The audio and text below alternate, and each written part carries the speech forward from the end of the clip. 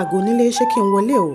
Israel fìyìn folúwa ọmọ Adéyẹmọ ọlọ́jọ́ bí òní ni mo wá wà o. Yèyé àti bàbá rẹ ló rìn mi àríyágà lọ sí ọ. Wọ́n ní wí fún ọ pé alábòkun fún ni àwọn nítorí tí Olúwa tó fi ẹ́ ta àwọn lọ́rẹ. Wọ́n ní àwọn nífẹ̀ẹ́ rẹ gẹ́gẹ́ báwọn ṣe nífẹ̀ẹ́ àwọn ẹ̀gbọ́n rẹ tó kù. Àrẹ̀mú o, òní lọ́jọ́ ìbí rẹ àkọ́kọ́ lókè èèpẹ̀.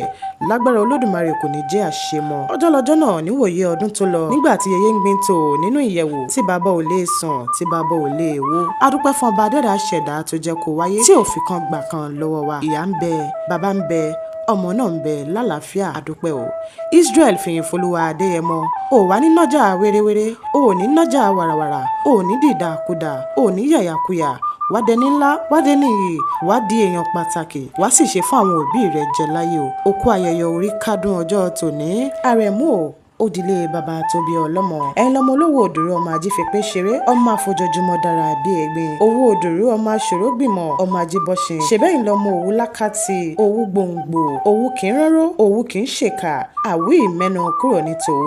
Ẹ̀yin lọmọ adérí ń jọ. Èmi ò réyàn tó burẹ́wà rí lówù. Ewúrẹ́ ló bá burẹ́wà, ẹbọ ni wọ́n fi ń ṣe. Àgùntàn ló bá burẹ́wà, ẹbọ ni wọ́n fi ń ṣe. Bí ọmọ ènìyàn bá burẹ́wà lówù, orò ní gbèrò wọn lọ. Ẹ̀yin lọmọ wòmúwòmù lóró ń ké. Ẹ̀yin lọmọ yànmùyànmù lóró ń kùn. Àgbà tó bá ṣe nọmúnọmù orò ní ó gbé lọ. Ẹnu lẹ̀ mú fipò òdèrè kókò nílẹ̀ òwò. Ẹ̀yin lọmọ wòyíra kó má bàa rẹ́rúkẹ́rú, ẹrúkẹ́rú abilala lẹ́nu. Abímọ lówù ẹ̀ ń bèrè pé ṣakọ ni àbábo. Èwo ni wọ́n bí nílẹ̀ òwú tí kò le. Ẹ̀yin lọmọ apọ́nlẹ́sẹ̀ bí àlárì. Àtẹ́lẹwọ́ mẹ́wẹ̀ẹ̀wá ni wọ́n fi ń gboyè nílé bàbá tó bí ọlọ́mọ. Happy first birthday Israel fìyìn folúwa Àrẹ̀mú ọmọ Adéyẹmọ. Long life and prosperity.